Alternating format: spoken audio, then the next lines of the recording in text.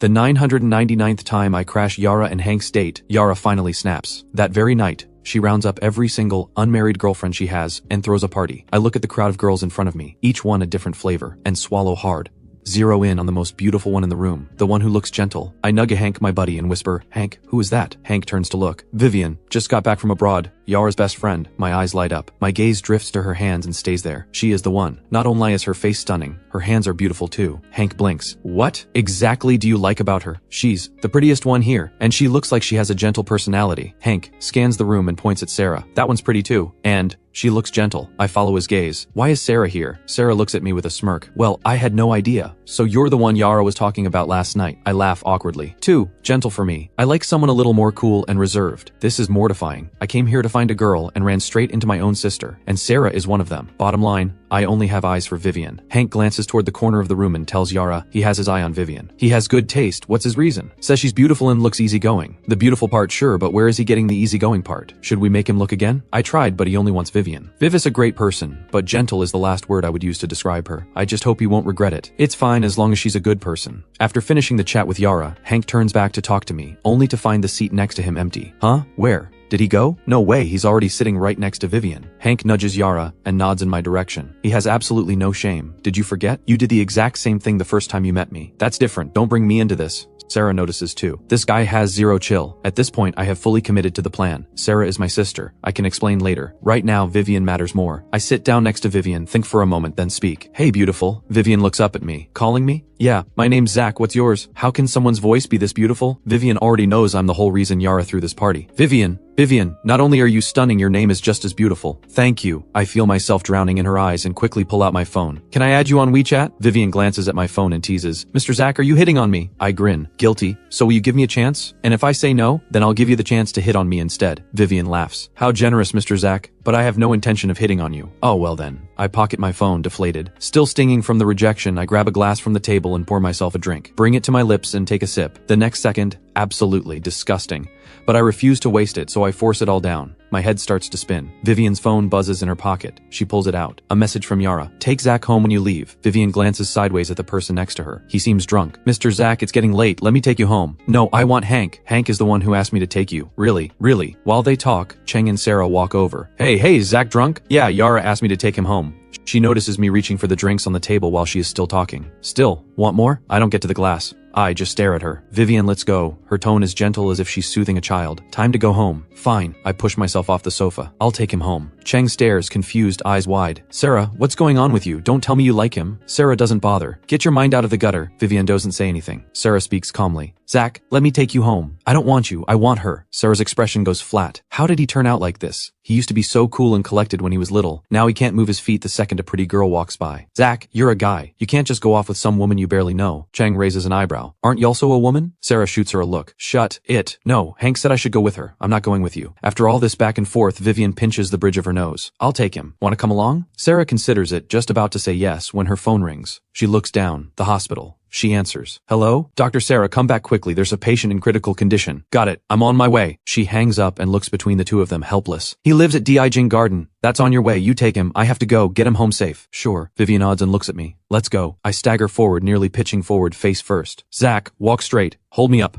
"No." Rejected, I grab her hand anyway. "If you won't hold me up, I'll just hold on to you." Vivian's heart skips a beat. "Let go." "No, let go, and I'll support you." I release her immediately. Vivian gives me a long look. I lean my head against her. "You smell amazing." "Zach, if you keep squirming, I will leave you right here." I go still immediately. Vivian settles me into the passenger seat. "It's so cold." Vivian tilts her head, sees how red my face is getting, and reaches over to feel my forehead. A fever. She buckles my seatbelt and floors it toward the nearest hospital. At a red light, she calls Yara. "Hey, Zach has a fever. I'm taking him to the hospital." "A fever? Please look after him for now. We're on our way." "Okay." Vivian hangs up. Yara notices how anxious Hank looks and quickly reassures him. "It's okay, don't worry yet." He's already heading downstairs to the car. "Drive carefully." I can't. I'm scared. Nobody can do a thing with Hank when he's like this. What does it mean nobody can handle Zach? Can't Viv handle him? Zach has a severe case of trypanophobia. Almost every time he gets sick, he just tough it out. Oh, so that's why. Back in the hospital room, my yells ring out every few minutes. The nurse trying to give me the shot stands to the side, waiting patiently. Zach, you're sick. You need this shot to get better. The shock sobers me up instantly. No shots. I'm fine. I want to go home. Vivian looks at my face, flushed an alarming shade of red, and pushes down the small wave of sympathy inside her. You're going to fry your brain. I'd rather be brain dead. Vivian hears me talking nonsense and gently coaxes. Stop crying. It's just one poke. I'll be right here. Do I really have to? Her tone softens, and I feel something settle in my chest. I know I'm in bad shape. I look at her, bury my face against her, and slowly stretch out one arm. Fine, I say, like a man walking to his own execution. She doesn't say a word. She just reaches up and covers my eyes with her hand. The nurse slowly brings the needle closer and, after a moment, pulls it back out with trembling hands, voice shaking. I'm so sorry. I missed the vein. The softness in Vivian's expression vanishes in an instant. I finally worked up the nerve, and they missed. Something sharp and irritable stirs inside me. Get out. I'm sorry. I'm so sorry. Vivian reaches into her pocket, pulls out her phone, face cold, and makes a call. Get here now. Within minutes, the hospital director rushes in. Ms. Vivian, my apologies for not meeting you sooner. Vivian ignores the pleasantries. He has a fever. He needs forth. The director exhales with relief. Of course, I'll get someone to handle this right away. Vivian's lips press into a firm line. Someone experienced. Of course,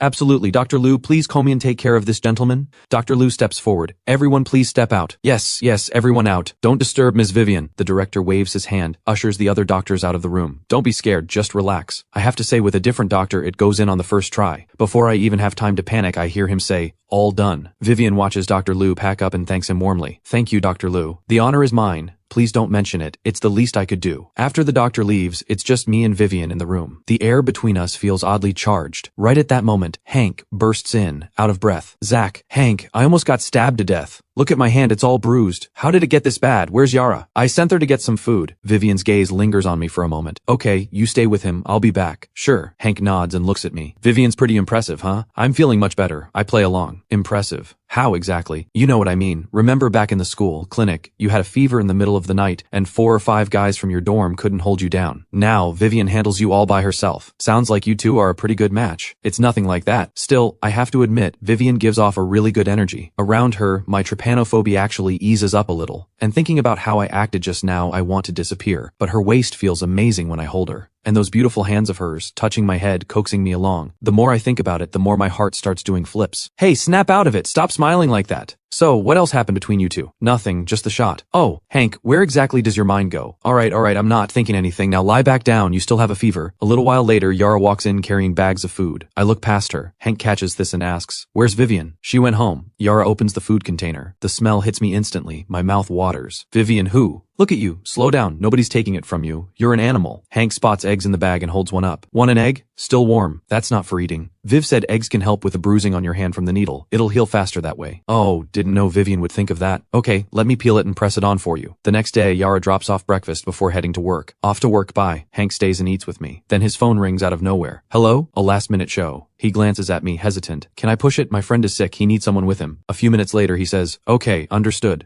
I sit nearby watching him on the phone, smiling without even meaning to. He hangs up. Go to work if you have to. I'm fine on my own. You sure? Absolutely. All right, I'm heading out. The nurse will be back later for the IV drip. Okay. I'll take care of myself. Don't worry. The moment he's gone, I can finally check out and never face another needle again. As soon as he steps out, Hank immediately calls Vivian. Could you do me a favor and keep an eye on Zach at the hospital today? I've got work and I can't watch him. I'm afraid he'll bolt. A flash of last night crosses Vivian's mind. The way Zach had wrapped his arms around her. Against her better judgment, she says yes. Sure. She hangs up and drives to the hospital. Meanwhile, in the room, I'm packing my things, ready to check myself out. Vivian reaches the doorway and finds me with my back turned, changing. Dressed that lightly, no wonder he gets sick. Where do you think you're going? The voice comes out of nowhere. I spin around, startled, and there she is, standing in the doorway. My chest lifts the second I see her. She is so beautiful. My eyes trace her figure, and the memory of last night floods back. My hands feel restless. What are you doing here? Vivian steps inside and takes a seat on the sofa by the bed. Hank sent me. My expression shifts. Why did Hank send you? To make sure you actually get your shot. I laugh. That's really not necessary. I can handle it on my own. I promise I'll be good. Is that so? Then where were you just headed? I wasn't going anywhere. I've been lying down too long. Just stretching. Right, just stretching. Perfect timing then. Once you're done stretching, go call the doctor to come give you that shot. Wait, hold on, I'm already better. Seriously, look at me, fit as a fiddle. Hank gave me specific instructions. I have to watch until you're done. I look at her. Hank's not here. If you don't tell him, he'll never know. No, nothing works. I give up trying. If you hadn't checked with the doctor, I wouldn't even need a shot today. So what do you want? I get an idea. Add me on WeChat and I'll cooperate. She refused to add me before. Now I'm the one pushing for it. Fine. I didn't expect her to agree so fast. I eye her suspiciously. Once it goes through, the corner of her mouth lifts. Ready to call the doctor? I put my phone away and press my lips together. Call them. Vivian presses the call button and looks at the person sitting on the bed. Both hands are clenched tight. She takes a closer look. The back of both hands are covered in dark bruising. She frowns. How did this happen? I sigh. It's nothing. I bruise easily whenever I get hurt. Vivian looks at me and says nothing for a long moment. A few minutes later, Dr. Liu comes in. Go ahead and hold out your hand. I do. Dr. Liu examines the bruising can, pauses. Doctor, is this serious? It's nothing to worry about. It's a platelet issue. Regular exercise and more vitamins should help. I'll do the 4 in your wrist instead. The veins on your hand are too difficult to find right now. I blink. Oh, okay. Just as I agree, the doctor takes hold of my wrist and I instinctively pull back. Dr. Liu sees how tense I am and glances over at Vivian. You mind holding your boyfriend again, like yesterday? Vivian's eyes flicker. She reaches over, guides my head to rest against her, and covers my eyes with her other hand. Plunged into darkness, I blink rapidly. My lashes brush against her palm, like a feather quietly stirring something in her chest. When the doctor finally says all done, something clicks. It's because of this person beside me. Her presence alone is what makes the fear of needles a little more bearable. Once the needle is in, Vivian lets go. Light floods back. I blink, disoriented, and look up at her with a smile. Thank you. No need. I was asked to be here, just doing my part. My gaze settles on her, and the more I look, the more beautiful she becomes. From her eyes to her figure, she's everything I've ever imagined in a partner. I really want to flirt with her. Hey, when Dr. Liu said boyfriend earlier, why didn't you correct him? Vivian quietly looks away and says, people who don't matter don't need an explanation. Oh? People who don't matter don't need an explanation, so who does matter? Vivian changes the subject. Aren't you hungry? A little. Wait here a moment. She turns and walks out. I figure she's gone to get food. That's pretty thoughtful of her. A short while later, Vivian reappears carrying a thermal food container and several boxes. How are you back so fast? Vivian sets up the bedside table, opens each container, arranges everything neatly, then hands me chopsticks. Eat up. I happily take the chopsticks and go for the food. My right hand fumbles around for a while without getting a single bite, and I slump a little. Vivian, I can't get anything. So, Hat? I hold the chopsticks out toward her. So can you feed me? Vivian suddenly realizes I've been pushing her boundaries, one small step at a time. Still, she finds it oddly entertaining. I open my mouth contentedly and let her feed me. So good. I want more of that, yes, that meat, and the green vegetable too. Vivian, where is this from? This is really good. Vivian lifts the soup and brings it to my lips. My housekeeper made it. Your housekeeper is amazing. Can I come over for a free meal sometime? Oh, by the way, where do you live? I keep firing questions one after another. Are you going to eat? Vivian frowns slightly. I have no idea where you get all this energy to talk. You can't even eat with your mouth closed. I nod and go quiet, focusing on the food. Whatever Vivian feeds me, I eat. After the meal, a woman steps in through the doorway. She sets down a laptop and several files on the table, then collects the dishes. I ask, curious, who's that? My assistant, Chloe. Chef finishes and settles into the sofa to work. I lie in bed, bored out of my mind, scrolling through a novel on my phone, but it loses my interest fast. I put the phone down and let my gaze drift over to Vivian. Her slender fingers move through the files, calm expression, effortless elegance. I just watch her and drift off without realizing it. Vivian finishes a file and looks up. She finds me sound asleep, eyes closed. She glances up at the Forbag and sees it's empty. She gets up immediately and presses the call button. He's asleep. Please be quiet. The nurse nods, moves gently, swaps the bag, and slips out. Vivian watches the 4 start flowing again and lets her eyes settle on my face. I'm asleep, but the corners of my mouth are faintly curled upward. It stirs something in her she can't quite name. A small, inexplicable urge. I shift in my sleep, clearly uncomfortable. Vivian, afraid I might accidentally hit the needle, reaches out and holds my hand. Once I settle back into a comfortable position, she tucks my hand back in, pulls up the blanket and returns to her seat. I wake up because I desperately need the bathroom. Open my eyes to an empty room. I assume Vivian has left hand, don't think much of it. I haven't even gotten my shoes on yet when Vivian appears in the doorway. Where are you going? Bathroom. Vivian pauses for a second. I'll get someone to help you. I'm about to say I can manage, but she's already gone. Moments later, a nurse comes in. This way, sir.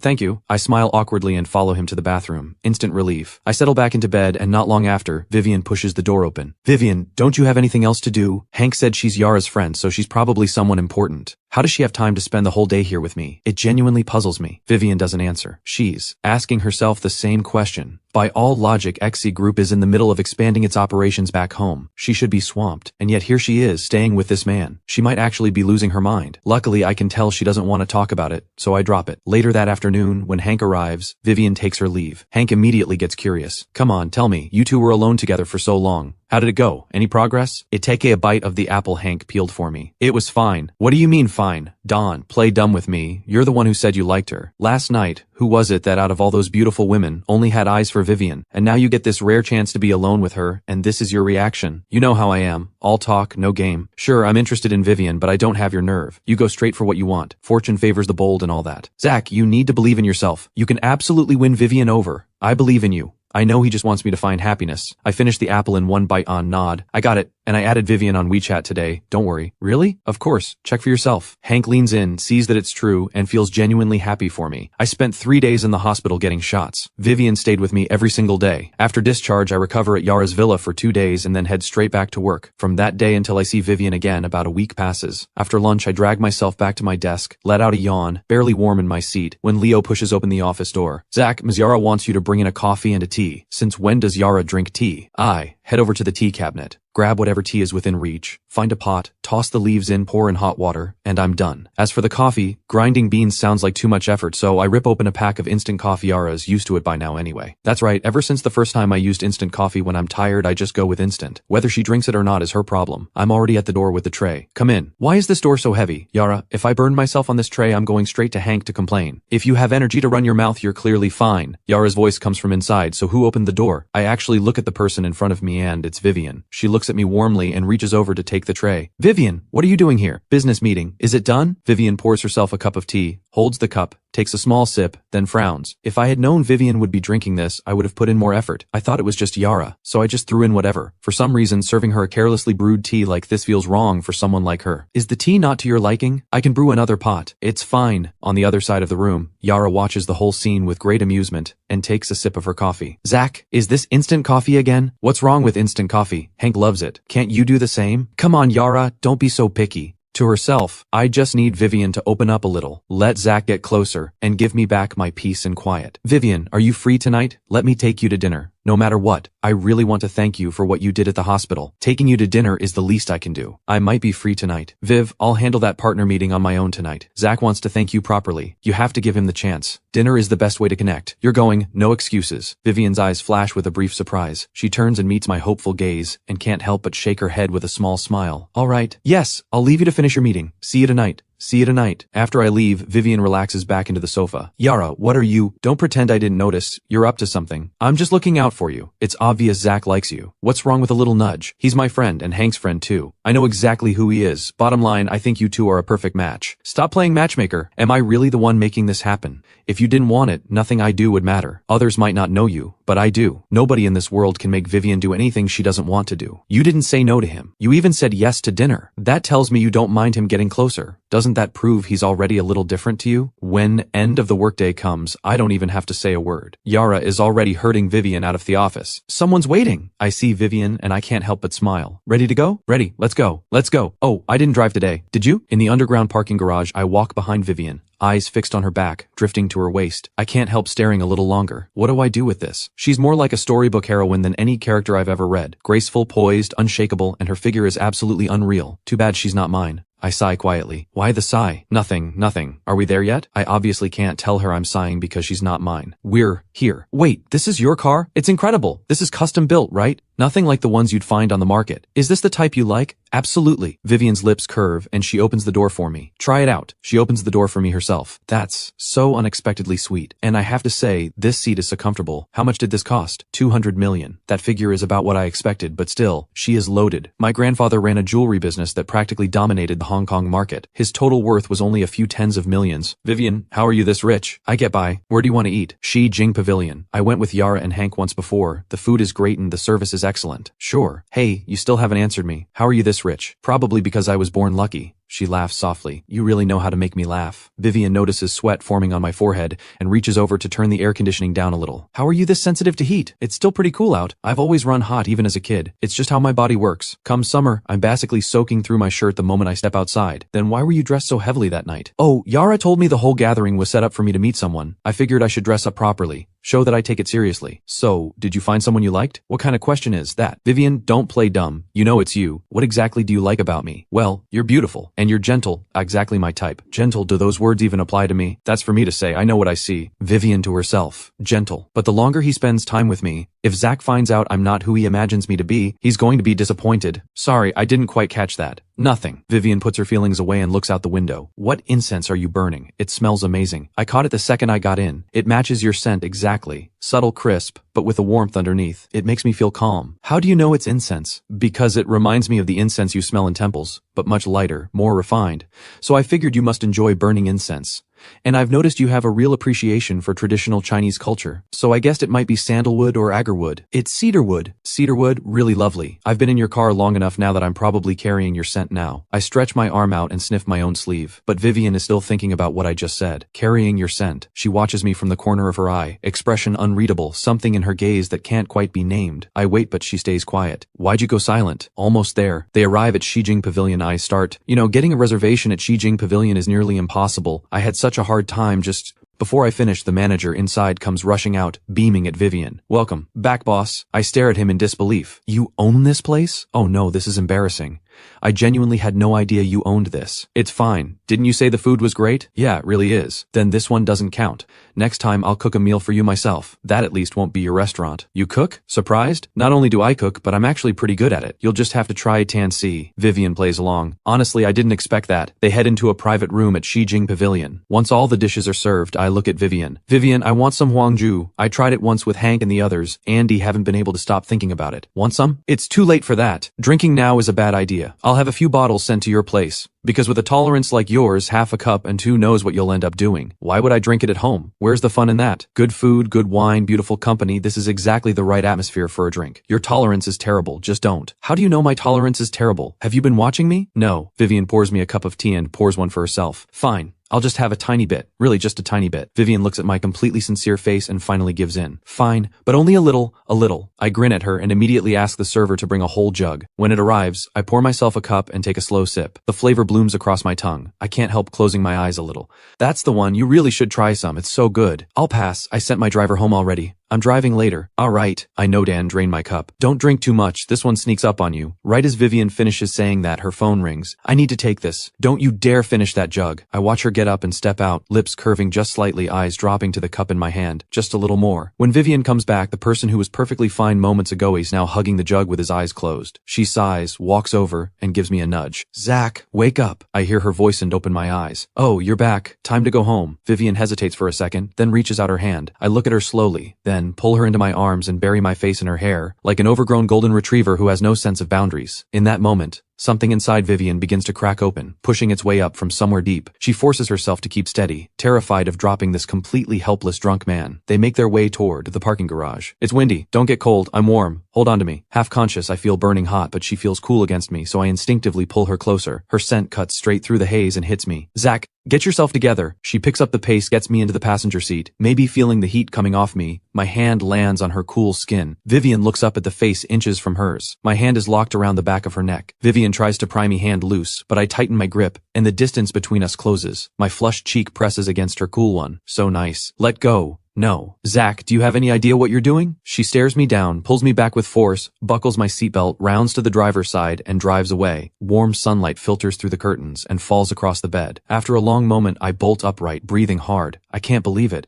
I just had that kind of dream. Am I really that desperate? And it was about Vivian, of all people. This is beyond embarrassing. Before I even recover there's a knock on the door. Hank, you're finally up. You were a disaster last night. Here, drink some honey water. Hey, why is your face so red? And you're sweating. Hank studies me suspiciously. I'm fine. He touches my forehead. I pull back, just slightly too quickly. Just woke up. A little warm. Zach, dude, don't tell me you were having some rated RG ream last night? What? No way. Relax. No need to be embarrassed. You're a guy. I get it. Maybe it's because you stare at Vivian's pretty face every day but can't do anything about it. Think about someone all day. Dream about them all night. Shut up. Not another word. Okay, I'll stop laughing, I promise. Come on, get out of there, you'll suffocate. Let go. Alright, I'm done messing around. Seriously though, do you remember how you got home last night? Vivian brought me back. And then, that's it? Nothing else happened? You have no idea. Last night you and Yara were both wasted. I finished dealing with her and then had to deal with you. Do you know what you did? What did I even do? I couldn't have done anything too crazy. Oh, someone we know spent the whole night clinging to Vivian's waist, refusing to let go, wailing like a baby and begging to go home with her. Oh my god, that is so embarrassing. How am I ever going to face Vivian Vivian again. Relax, it's fine, really it's fine. You two might end up together someday anyway. A little embarrassment in front of family is nothing. Call it a special way of bonding. Plus, I watched the whole thing last night. Vivian falling for you is only a matter of time. Nobody can resist a guy with golden retriever energy like you. You really think so? Absolutely. Keep at it, you'll win her over eventually. I picture it and can't help but smile. The grin just won't go away. Hank catches my lovesick expression. Alright, stop daydreaming. Go back to sleep for a bit. I've got work this afternoon. I'm heading out. After Hank leaves, I pull out my phone, open WeChat, find Vivian, think for a moment, and type a few words. Thanks for getting me home last night. Then I find a big puppy sticker and send it along. When my message comes through, Vivian is in the middle of a meeting with a business partner. Her phone lights up. She glances at it and looks away. Ms. Vivian, you're so impressive. Not only are you talented, you're stunning too. I wonder, someone as exceptional as you has someone special at home. Not yet. Oh my, someone like you can't let that wait. In that case, I'll keep an eye out for you. Find someone worthy of our Ms. Vivian. Thank you, Mr. Bai. Now then, since the main terms of our partnership are settled, I won't take up any more of your time today. I have something to attend to, so I'll be leaving first. Ms. Vivian, always so busy. We understand. Once Vivian is in the car, Chloe glances at her in the rearview mirror. Back to the office, Ms. Vivian? Vivian looks at the message on her phone, thinks back to last night, and taps a quick reply. Don't mention it. After I send the message, I wait and wait, but hear nothing back. Toss my phone aside and drift off. Later, noise from downstairs pulls me awake. Slip on my shoes and head down. Before I even reach the bottom, I see people hauling items into the living room one by one. What's going on? It's Yara. She hasn't just cleared out a whole mall floor, she's raided half the boutiques in the city. But what's gotten into her buying all this stuff? There's no way she's doing this for no reason. What, is she just bored with her money? Tomorrow she's coming with me to my parents' place for dinner. So all of this is meant to be gifts for his parents? We're still talking when Yara pops in through the door. Why are you both just standing there? Aren't you tired? Yara, what are you planning to do with all of this? It's not even that much. I feel like it's barely enough. Yara, you call this not much? You've nearly filled the whole house. Did you empty out the entire store's back room? Yara ignores me and takes Hank's hand. Hank, do you think this is enough? Is it too little? Will your parents think I don't care enough? You're overthinking it. Way too much, honestly. Just pick a few things that really mean something. Bringing all of this, there won't even be room to put it down. It'll make my parents uncomfortable. Okay, I'll listen to you. I watch the two of them huddle together, clearly not needing me around, so I turn and head upstairs. Zach, yeah, come home with me tomorrow. Me? Yara's meeting your parents for the first time. Isn't it a bit awkward if I tag along? My mom called specifically to make sure I brought you. If not you, then who? What, you want her to come get you herself? Hearing the word home warmed something in my chest. Hank, don't worry. When I'm there tomorrow, I'll put in every good word for you. Your parents will love her, I guarantee it. I turn and head upstairs. Now that's more like it. At least he knows what's good for him. I wash up and lie down, staring at Vivian's message on WeChat, muttering to myself, all this time and that's all she sends back? So frustrating. The next day, Yara Dravesto pick up Hank and they head to his family's place. Hank glances at what she's wearing today. A couture dress, hair perfectly smooth. When she's not smiling there is a quiet coolness about her. I tease, Yara, are you nervous? You look like you're walking into an international summit. Maybe a little. You'll be fine. Really, my parents are great, super easygoing. They won't bite, I promise. Yara gives a small nod. Yara, come to think of it, I've never really heard you talk about your parents. What do they do? My mom and dad are archaeologists. They often go to pretty remote places, bad signal, hard to reach. But don't worry, if they ever meet you, they'll love you. I already sent them a message. As soon as they get signal, they'll reach out. Archaeologists? Didn't see that coming. Now I'm curious. Your dad didn't take over the family business. He went and studied archaeology instead. Your grandfather was okay with that? You're wondering why my dad didn't follow the plan, right? He started college studying finance and grandpa only had one son. He'd been waiting for him to graduate and take over. Then, in college, he met my mom. She was studying archaeology. They fell in love and my dad spent all his time following her to museums and ruins. Little by little, he fell completely in love with archaeology too. He said those buried histories felt more alive than any number on a financial report. So he changed his major behind grandpa's back. When grandpa found out, he was furious. But my dad is stubborn. He wouldn't budge. And then, grandpa felt that without my dad at the helm, the Fu family's entire empire would have no one to carry it on. While they were at a standstill, my mom went straight to grandpa. What's the big deal? I'll give you an heir. Problem solved. As Yara tells the story, her eyes fill with a quiet, fond smile. Your mom saying that shows just how much your dad loves her. He really does take great care of her. Even though I haven't spent that much time with them, wherever my mom is, my dad's eye shave, no room for anyone else. Even grandpa used to joke that my dad was a hopeless romantic with no cure. And then, your grandpa agreed just because of what she said? Pretty much. Less than a year after my parents got married, I was born. As for grandpa, he wasn't the rigid type, and once he had me as the heir, he finally let it go completely. After that, he never said another word about my dad's career.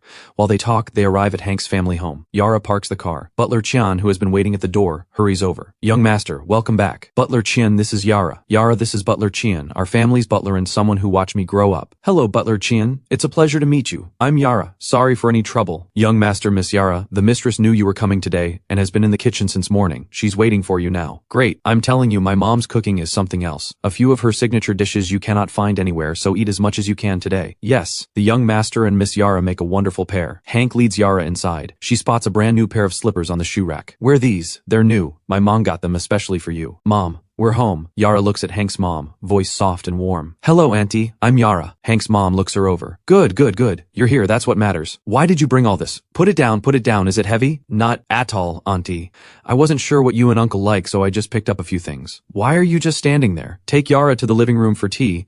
The fruit and snacks are all ready. Yara, go sit in the living room for a bit. Have some tea and fruit. His dad and sister will be back soon. There's a bit of traffic, won't be long. The moment Hank's mom turns back to Yara, her whole expression softens. The more she looks, the more she likes what she sees. Got it, Mom. Auntie, is there anything I can help with in the kitchen? No, silly girl. What kind of host sends a guest to the kitchen on their first visit? You just sit down, relax, and let Auntie cook for you. Hank pulls Yara onto the sofa. Here, have an orange. Calm your nerves. So, told you my mom wouldn't bite. Pretty warm, right? She really is. But your sister might not be so easy. When she gets back, just read the room, okay? Don't worry, I've got your back. I get it. If I had a younger brother and he brought a girlfriend home, I'd probably feel the same way. Yara smiles at the corner of her lips, and her gaze toward Hank grows softer. Then she feels a cool stare from behind her. She turns around to find a pair of mud-covered hands and my very unamused face. Are you two done flirting shamelessly? How about showing some consideration for the single people in the room? Zach's got a point. Come on, Yara, let's help with this. Sure, Zach, we're on it. Watching the two of them is way too sweet. I want no part of it. Auntie, the garlic you asked for is all peeled. Clean and perfect. Not a bad clove in the bunch. Anything else you need? That's everything. Zach, go wash your hands and go watch TV with Hank and the others. The kitchen gets smoky. I'd rather not be the third wheel. I'd much rather help you, Auntie. All right, you can stay and keep me company then. Yes, ma'am. I stand in the kitchen, helping Hank's mom peel garlic while keeping one ear on what's happening outside. Hank and Yara are absolutely insufferable together. I can already picture that smug grin on Hank's face. And Yara, for all her talk about reading the room, the way she looks at him gives her away completely. I let out a quiet sigh, and my thoughts drift to Vivian. Back when she stayed with me at the hospital during the IV drip, then the meals we shared together, and the night she drove me home when I was drunk. Every moment replays in my head. I know me feelings for her keep growing, but I'm scared. Scared I'm not good enough for her. Zach, what are you daydreaming about? You're about to crush that garlic. Nothing. Auntie, I was just thinking, you and Uncle must be really happy together. This home feels so warm. We are. He can be stubborn sometimes, but when it comes to this family, he gives everything. I hope you and Hank find something like that someday. I nod, but my thoughts are with Vivian. If I could build a home with her, it would feel just like this. That evening, Yara's parents arrive. Good evening, Mr. Fu, Mrs. Fu. Welcome. Please come in. That must be Yara's parents. Come on, Zach, let's go greet them. The moment they step inside, I sense the quiet grace of people shaped by learning and culture. Yara rushes over excitedly and loops her arm through her mom's. Dad, Mom, this is Hank, the one I told you about, and next to him is Hank's good friend, Zach. Hello, sir. Hello, ma'am. I'm Zach, Hank's friend. Great to meet you both. Hello, Zach. Yara's mentioned you. She says you're a great guy, very close with Hank. You're too kind, sir. I still have a lot to learn. Hank and Yara set the bar pretty high. Everyone sits down for dinner. The table is warm and lively. I steal a glance at Yara laughing with Hank and think of Vivian again. I wonder what she's doing right now, whether she's thought of me, even for a moment. After dinner, I make up an excuse and head home early. Honestly, I just need some time alone to sort out my feelings for Vivian. The next few days, I stay buried in work, but Vivian is never far from my mind. I send her messages on WeChat. Her replies are always short. I tell myself she's probably just busy. Once things settle down on my end, I'm going to ask her out and actually talk. Finally, work quiets down. I take a breath and send Vivian a message. Vivian, are you free these days? I'd love to take you to dinner. There's something I want to say. Not long after, she replies. Sure, Zach. I've been meaning to reach out too. I nearly jump out of my seat. I write back immediately. That's perfect. You pick the time and place. Anything works. Tomorrow evening, meet me at that French restaurant downtown. Done. I'll be there. The next evening, I take my time getting ready and arrive at the restaurant early. I take a seat by the window watching the city lights outside, nervous and excited all at once. A moment later, Vivian arrives. Viv, you made it. You look beautiful tonight. Zach, you look great too. We sit down and order. I look at Vivian, take a slow breath and say, Viv, ever since you stayed with me at the hospital during the 4 drip, something shifted for me. Then we had dinner together, you drove me home, and I realized I liked you more and more. I know I might not be your perfect match, but I really do like you. I like how gentle you are, the quiet way you're kind to people, the focus you bring to everything you do. I like all of you, the good parts, the hard parts, what I've seen and what I haven't yet. Vivian, I want to be with you. I want to give you a home like Hank's family has. No, something even warmer, something that's just ours. I want to do everything I can so that every day ahead of you is better than anything before you met me. Zach, thank you for telling me all of this. Honestly, I've been thinking about you too. You're kind, genuine, and genuinely fun to be around. When I'm with you, I actually feel relaxed, really happy.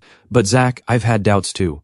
I worry the gap between us is too wide. Our backgrounds, the way we think, our plans for the future might not line up, and I'm scared that right now you're caught up in the moment, and that later, when you know me better, or when real problems come up, you'll regret it. Viv, I won't. I know we're different in a lot of ways, but I will work to meet you where you are, to make room for all of you.